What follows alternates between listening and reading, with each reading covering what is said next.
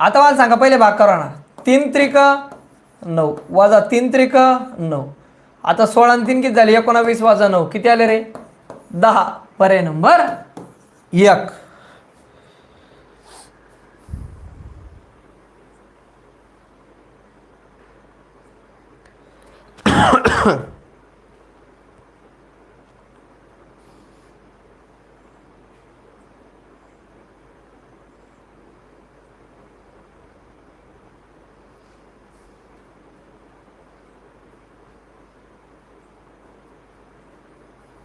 चला नेक्स्ट प्रश्न.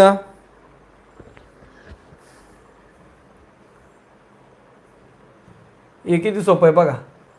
आता बघा इथं काय होईल सगळ्यात पहिले मला ते सांगा. हे होईल पहिले भागाकार. भागाकार कितीला 8 चोक 32 गुणिले 4 3 त्रिक 9 4 चोक 16 वजा 9 किती आलं रे 7. पर्याय नंबर बी. बघून घ्या प्रत्येक पटकन तो प्रश्न.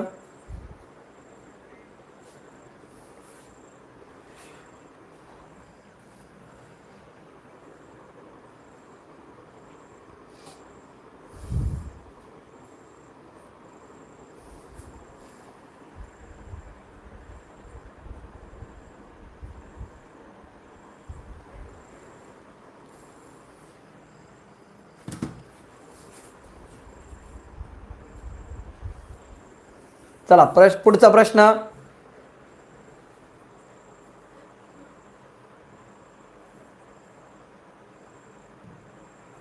हे बघा हा प्रश्न पोलीस भरतीला पण विचारला जाऊ शकते म्हणून बघा काय करायचं याला. ती सर्वातला नैसर्गिक संख्या ओळखा जी 48 72 16 आणि 15 ने पूर्णपणे विभाजित होते. आता बघा मित्रांनो तुम्हाला जर हा प्रश्न सोडायचा म्हटल्यानंतर एक डोकं लावायचंय. ते डोकं म्हणजे काय रे तर मी सांगतो तसं. आता मला एक सांगा 48 72 16 आणि 15 ने भाग द्यायचा आहे. 15 ने भाग द्यायचा आहे म्हणजे एकक स्थानी काय पाहिजे त्या संख्येच्या 5 0 पाहिजे किंवा 5 पाहिजे.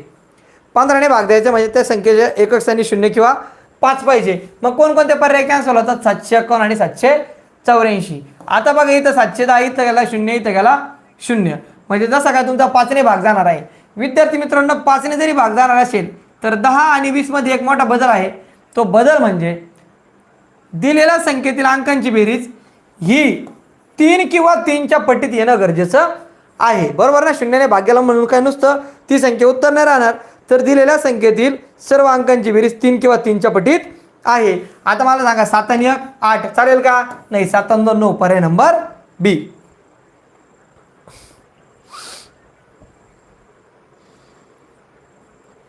चला पुढचा प्रश्न.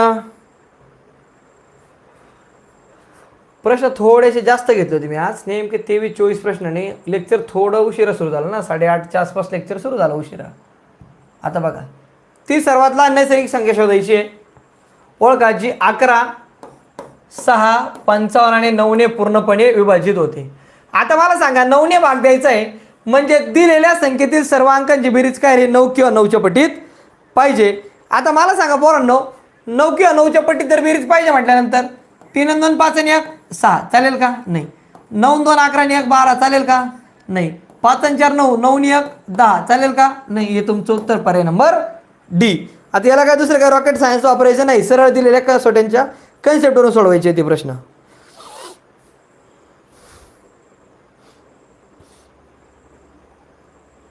कसे खटाखट उत्तर आहे ते मला लय आनंद होतो रे तुमचा खटाखट उत्तर आले का. चला पुढचा प्रश्न घेऊ का. पुढचा प्रश्न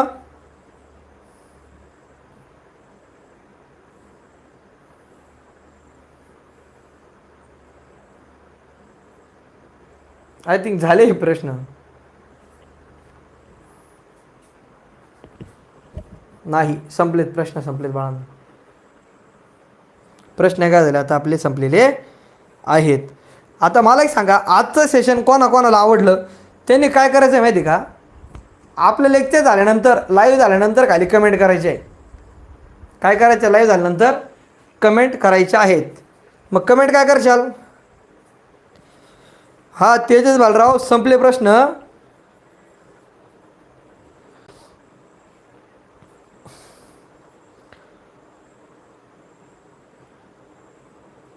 आता ह्या ज्या कमेंट तुम्ही करता ना, ते लेक्चर झाल्यानंतर तुम्ही कमेंट केलं पाहिजे. आता 56 पोरं लावलं तर 56 पोरांनी काय केलं पाहिजे, लाईक केलं पाहिजे. तुम्ही करतेच नाही काही. शंकर देशमुख तू उशीर आला ना बाबड्या, आता काय करू घेऊन. मी जेवढे प्रश्न काढले तेवढे पाहिले नाही तू. जवळजवळ 25-26 प्रश्न होते आज.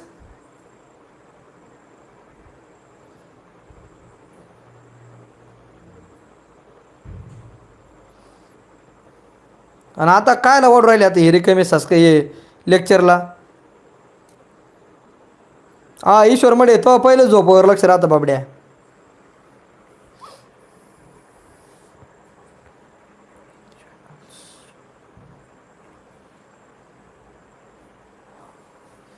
इकडं पार एक मिनटं, हे काय दिसतंय रे तुम्हाला?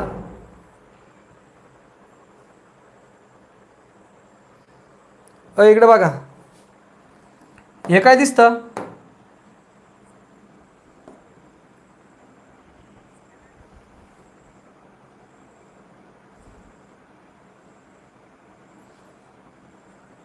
हा काय दिसतो ते बघा.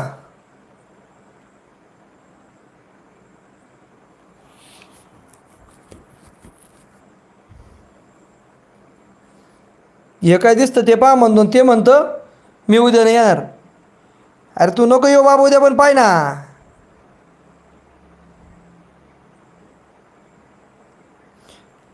कुणी ही कोणती इष्टिकाची ती रताळ्या? हा घन आहे बाबड्या.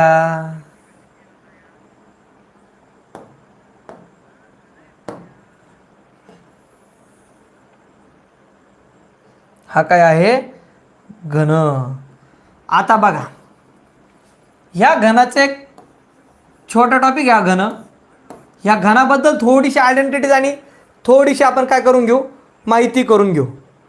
बरोबर, काय करून घेऊ, थोडीशी माहिती करून घेऊ. हा करण घाडगे बॉक्स शेकतो भाऊ.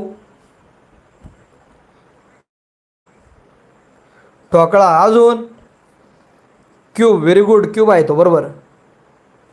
ओके, घन मला घनाला इंग्रजीमध्ये म्हणतात क्यूब. काय म्हणतात? क्यूब. आता क्यूबला बाजू किती असतात रे? बाजू 6. बाजू किती असतात? 6. बाजू म्हणजे थोडक्यात पृष्ठभाग म्हणू शकतो आपण त्याला. पृष्ठभाग किती असतात? 6. त्या घनाला कडा किती असतात बघा, 1 2 3 4 5 6 7 8 9 10 11 12. घनाला कडा किती आहेत? 12. त्याला कोणे किती आहेत रे? कोणे हा 1, हा 2 3 4 5 6 7 आणि 8. कोणे किती आहेत? 8 आहेत, बरोबर. पृष्ठभाग 6 किंवा बाजू 6, कडा 12 आणि कोणे आहेत 8. हा घन 2 ठिकाणी वापरला जातो. एकदा वापरला जातो गणितात आणि एकदा वापरला जातो बुद्धिमत्तेत. बुद्धिमत्तेत